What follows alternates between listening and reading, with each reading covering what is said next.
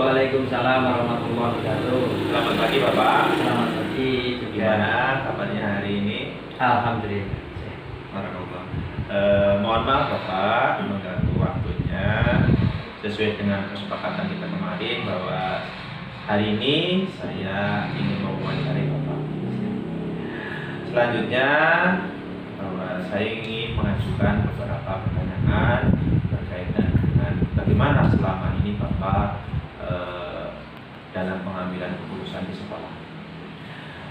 Begini Bapak, bahwa dalam pendidikan guru penggerak pada modul 3.1 tentang pengambilan keputusan berbasis nilai-nilai kebajikan sebagai pemimpin, saya itu ditugaskan untuk mewawancarai 2-3 kepala sekolah tentang bagaimana selama ini Bapak itu dalam pengambilan keputusan di sekolah. Baik Bapak, langsung saja kita mulai wawancara pada kesempatan pagi hari ini, dimulai dari perkenalan. Monggo Pak. Terima kasih. Perkenalkan, saya nama Sumati SDSD, Kepala Sekolah SD Negeri Kedung Bokor 01 yang beralamat di Jalan Pramuka nomor 41 Kedung Bokor, Kecamatan Larangan, Kabupaten Brebes. Demikian. Ya. Kita mulai dari pertanyaan yang pertama ya Pak. Selama ini bagaimana Bapak itu dapat mengidentifikasi kasus-kasus yang merupakan dilema etika atau kasus kasus bujukan moral? Ya. Pak Kapolri yang saya hormati, sekolah kami atau saya dalam menentukan atau mengidentifikasi kasus-kasus dilema etika, diantaranya yang pertama kami harus mengidentifikasi kasus tersebut, apakah kasus itu terjadi antara benar melawan benar, dan yang kedua apakah kasus itu terjadi antara benar melawan salah. Demikian Pak Kapolri. Berarti kalau kasus benar lawan benar atau dengan kata lain dilema etika ya Pak. Ya. Kemudian kalau benar lawan salah berarti bujukan moral. Berikutnya Bapak menginjak pertanyaan kedua, bagaimana Bapak selama ini dalam menjalankan keputusan itu, terutama kasus-kasus di mana ada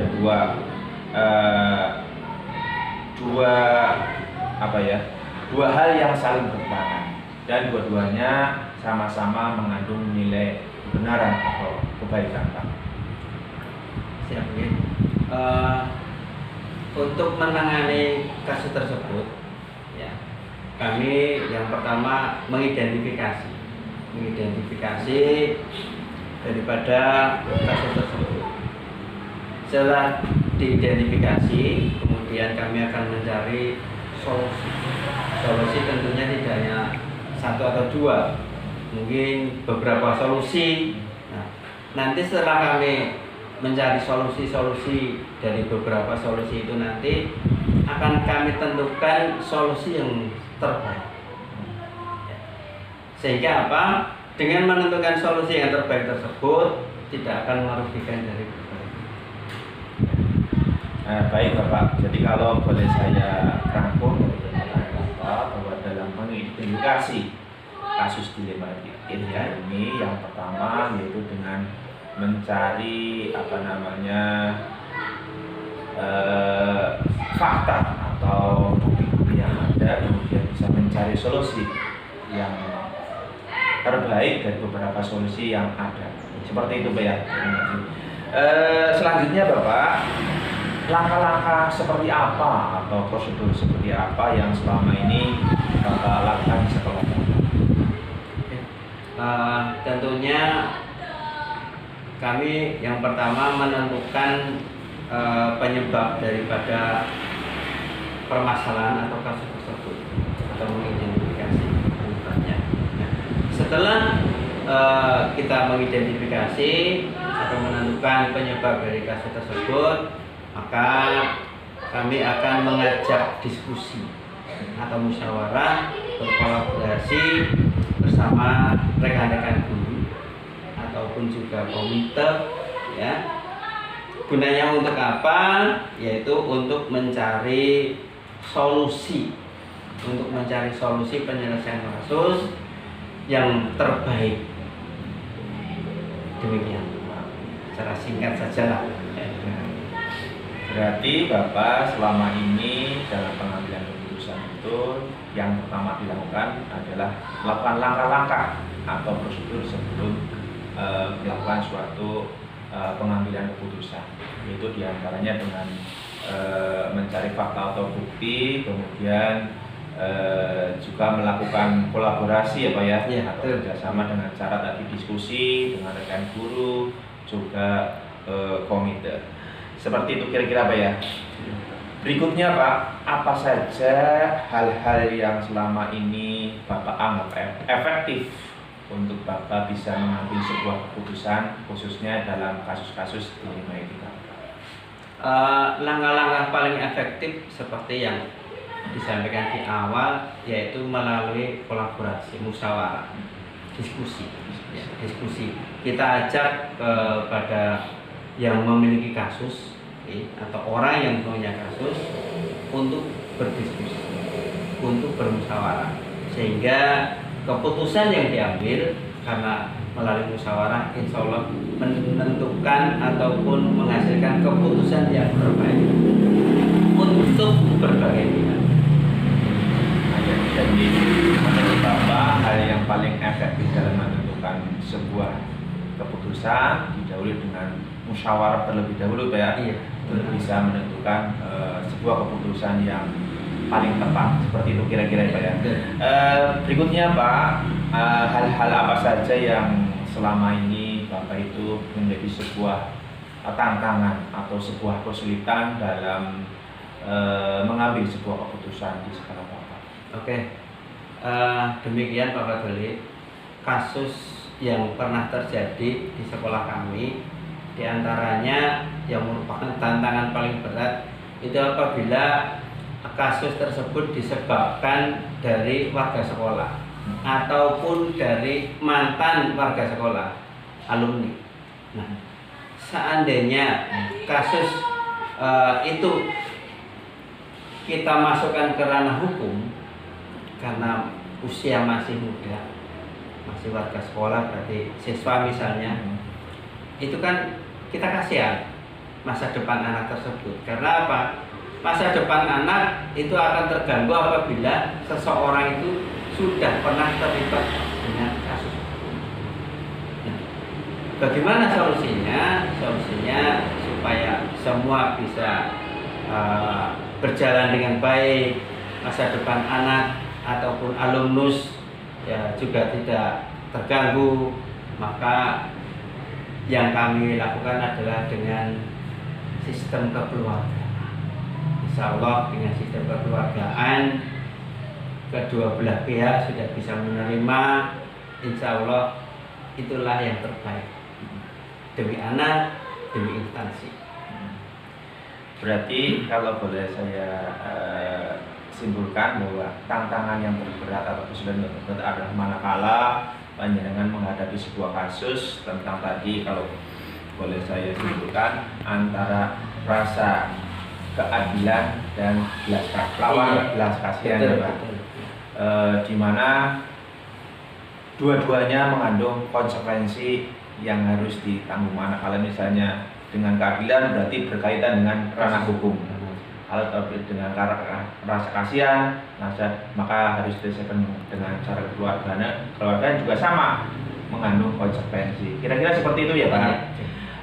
Berikutnya Bapak, apakah Bapak dalam mengambil sebuah keputusan itu memiliki jadwal atau tata cara tertentu, atau dalam menjalankan sebuah keputusan itu apakah langsung diputuskan pada saat itu juga atau memiliki jadwal tertentu? Karena ini kan kasus biasa terjadi secara insidental ya, secara situasional, sehingga penyelesaian masalah pun dilaksanakan secara situasional. Berarti kalau bisa segera diselesaikan, segera diambil keputusan, jangan sampai berlarut-larut.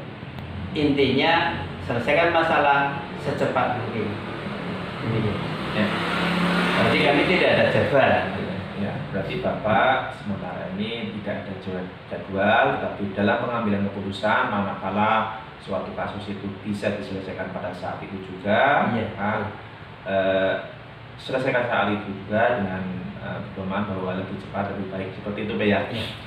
Berikutnya Pak, adakah seseorang atau faktor-faktor yang selama ini mempermudah atau membantu Bapak dalam menyelesaikan sebuah kasus, khususnya kasus dilema itu? Tentunya ada. Siapakah? Di antaranya adalah rekan-rekan guru kami sendiri ataupun juga tenaga kependidikan. Ditambah juga komite sekolah atau kita libatkan wali murid. Itu insya Allah menjadi rekan kerja kolaborasi untuk menyelesaikan segala permasalahan yang ada di sekolah kami. Dengan adanya kolaborasi tersebut, alhamdulillah segala bentuk kasus bisa diselesaikan dengan lebih cepat. Demikian. Ya, jadi dalam menyelesaikan sebuah kasus ini Bapak dibantu oleh berbagai pihak ya Pak. Iya, betul. Guru, komite sekolah, berarti dengan kata lain 3 kekuatan pendidikan itu sudah dijalankan, yaitu pihak sekolah, kemudian orang tua, wali murid, juga mungkin tambah satu lagi pemangku kepentingan atau pemerintah. Nah, kemudian Bapak dari hal-hal yang tadi sudah Bapak sampaikan, kira-kira pembelajaran apa yang Bapak dapat petik atau pengalaman dari pengalaman Bapak selama ini dalam pengambilan keputusan? Oke, terima kasih.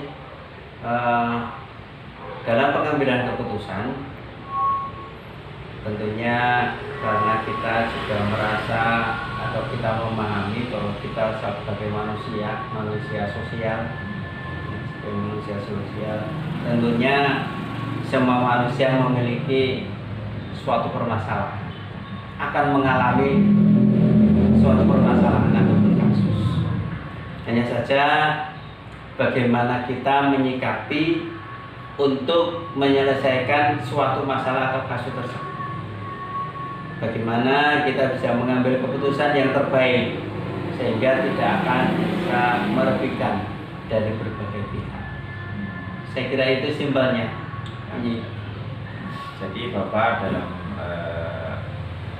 pengambilan keputusan selama ini, berarti kalau boleh saya simpulkan tadi Bapak melakukan refleksi ya Pak ya? Iya. Refleksi sebelum mengambil keputusan bahwa manusia itu tidak ada yang sempurna dalam pengambilan keputusan, dan bagaimana kita mencoba mengambil yang terbaik dengan mengambil keputusan supaya tidak merugikan kepada pihak siapapun. Walaupun dalam pengambilan keputusan saya yakin tidak semua orang itu puas, gitu ya Pak ya. Iya. Terima kasih Bapak telah meluangkan waktunya. Saya bisa banyak mengetahui banyak hal tentang bagaimana panjenengan mengambil keputusan di sekolah Bapak, dan saya mohon maaf Bapak barangkali dalam tutur kata saya kurang berkenan di hati Bapak. Saya mohon maaf dan saya akhiri. Wassalamualaikum warahmatullahi wabarakatuh. Waalaikumsalam warahmatullahi wabarakatuh. Baik.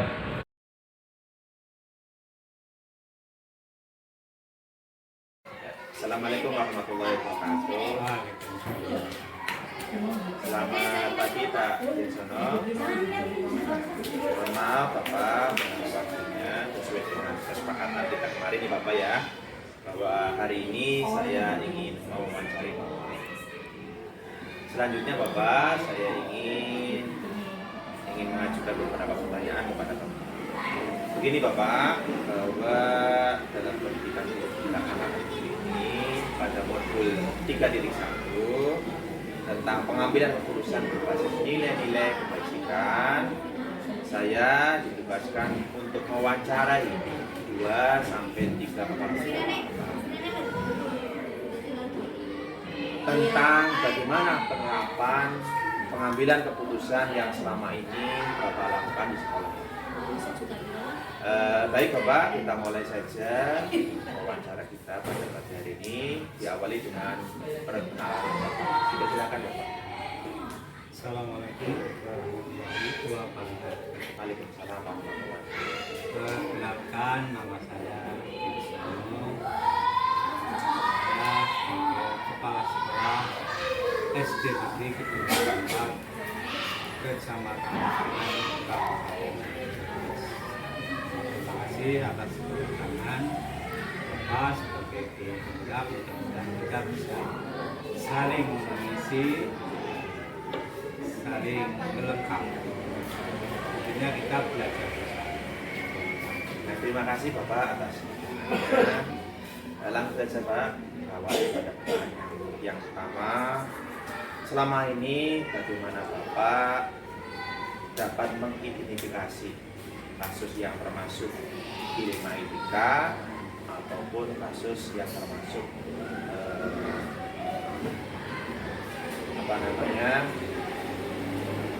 etika moral? Identifikasinya itu kalau dilema kita melakukan kasus diharapkan pada 2 pihak. Ya. Yang satu itu benar, dan yang satunya pilihannya adalah yang tidak benar, kurang benar. Sedangkan untuk yang moral itu Rujukan moral Pak. rujukan moral itu kasus di mana kita dihadapkan pada 2 pilihan, yang satu nilainya benar dan yang satu nilainya salah. Ya. Berarti Bapak selama ini sudah bisa mengidentifikasi Pak ya, yang termasuk etika moral yaitu benar lawan benar, maupun rujukan moral yaitu benar lawan salah. Selanjutnya Bapak, bagaimana Bapak dalam menjalankan atau mengambil keputusan ini yang berkaitan dengan 2 kepentingan yang saling bertentangan, yang sama-sama mengandung kebenaran atau sama-sama mengandung nilai kebajikan? Dalam penanganannya itu kita pertama untuk mengidentifikasi, menetapkan ini mana yang moral, jadi benar-benar masuk ke ranah. Kemudian kita mencari bukti-bukti atau fakta-fakta yang relevan. Kemudian baru kita mencari solusi, beberapa solusi, dan dipilih solusi yang terbaik. Nah, boleh saya rangkum bahwa Bapak dalam identifikasi sebuah kasus dilema etika yang pertama adalah mencari penyebab, ya Pak, mencari penyebab tadi, kemudian mencari solusi yang terbaik, seperti itu Bapak ya. Berikutnya Bapak, hal-hal apa saja yang menurut Bapak itu paling efektif dalam pengambilan keputusan? Seperti kita cari solusinya, solusi yang terbaik itu lebih cepat, lebih baik, jadi lebih efektif, tidak bertele-tele atau menunggu waktu yang lama. Jadi Bapak dalam pengambilan keputusan itu manakala sebuah keputusan bisa diambil pada saat itu berarti bisa cepat dilaksanakan. Kemudian Bapak langkah-langkah seperti apa atau prosedur seperti apa yang sudah Bapak lakukan selama ini Bapak? Ya, seperti yang tadi itu prosedur tadi melalui dipilah-pilah dulu atau diidentifikasi dulu, lalu kemudian kemudian dicarikan solusinya biasanya musyawarah. Musyawarah kalau masalah itu guru dengan guru, ya musyawarah aja. Kalau mengenai siswa, ya berarti dengan guru. Dengan demikian Bapak berarti sudah melaksanakan langkah-langkah atau prosedur yang sudah cukup baik. Manakala tadi yang pertama adalah mengidentifikasi permasalahan yang terjadi antara yang punya kasus, misalnya guru dengan guru atau guru dengan siswa atau pemerintah manapun, yaitu dengan cara musyawarah. Betul ya Pak ya? Selanjutnya Bapak, adakah ini Pak hal-hal yang menjadi kesulitan atau menjadi semacam tantangan yang Bapak alami selama Bapak itu mengambil keputusan? Ya tentu ada. Jadi dalam kita mengambil keputusan, kita selalu dihadapkan pada dua pilihan itu. Yang pertama itu dengan rasa keadilan, yang kedua itu dengan rasa kasihan. Jadi misalkan siswa yang punya kasus, kalau langsung kita bawa kasusnya ke kepolisian atau kejaksaan, itu kasihan, siswa masa depannya mungkin terganggu. Tapi kalau tidak ditindak tegas, tentu itu nanti akan melebar atau merembet ke siswa yang lain. Oh, ya. Berarti Bapak di sini menggunakan prinsip keadilan lawan kasus. Tantangannya Tantangannya yang itu berberat. benar sekali Bapak. Kemudian bahwa tadi Bapak sudah menyiapkan langkah-langkah yang Bapak lakukan dalam pengambilan keputusan. Berikutnya Bapak, apakah dalam pengambilan keputusan itu Bapak itu mempunyai jadwal atau tata cara dalam pengambilan keputusan, atau apakah misalnya dalam menyelesaikan sebuah kasus itu langsung di tempat atau ada jadwal tertentu untuk bisa menyelesaikan sebuah kasus, khususnya kasus tentang IMI? Penanganan kasus itu tidak ada jadwal tertentu. Jadi di mana suatu saat ada kasus, ya segera langsung diselesaikan. Jadi tidak punya jadwal yang dibuat atau diprogram, tidak ada, tapi sifatnya insiden. Berarti Bapak dalam mengambil keputusan ini sementara belum mempunyai jadwal, tapi hanya bersifat ditinggal manakala ada sebuah kasus, maka kalau cepat diselesaikan, maka kasus itu memang bisa diselesaikan pada saat itu dan atau bisa langsung mengambil sebuah keputusan seperti itu ya. Berikutnya Bapak, adakah seseorang atau faktor-faktor apa yang selama ini mempermudah atau membantu Bapak dalam menyelesaikan sebuah kasus, khususnya kasus DMA ini? Yang perlu mempermudah itu ya karena itu kerjasama gotong royong untuk musyawarah. Jadi ada masukan-masukan dari rekan-rekan guru yang lain sehingga bisa dipilih mana yang terbaik untuk menyelesaikan. Berarti Bapak dalam pengambilan keputusan ini Bapak itu mendapatkan semacam kemudahan itu dengan cara kolaborasi Pak ya, kerjasama khususnya sama rekan sejawat, mungkin pihak lain atau komite sekolah barangkali ya Bapak ya. Kemudian Bapak, dari hal-hal yang tadi Bapak sudah sampaikan, apakah gini Pak, pembelajaran yang kira-kira Bapak petik dari pengalaman Bapak selama Bapak itu dalam pengambilan keputusan? Pelajaran yang paling berharga itu kita sebagai manusia tentu tidak bisa sama, pasti punya salah. Tepat sekali. Nah, kalau kita mau mengakui kesalahan itu artinya permasalahan itu akan cepat dibantu untuk menyelesaikan. Mengaku bersalah itu memang yang berat, tapi itu akan lebih mudah untuk menyelesaikan.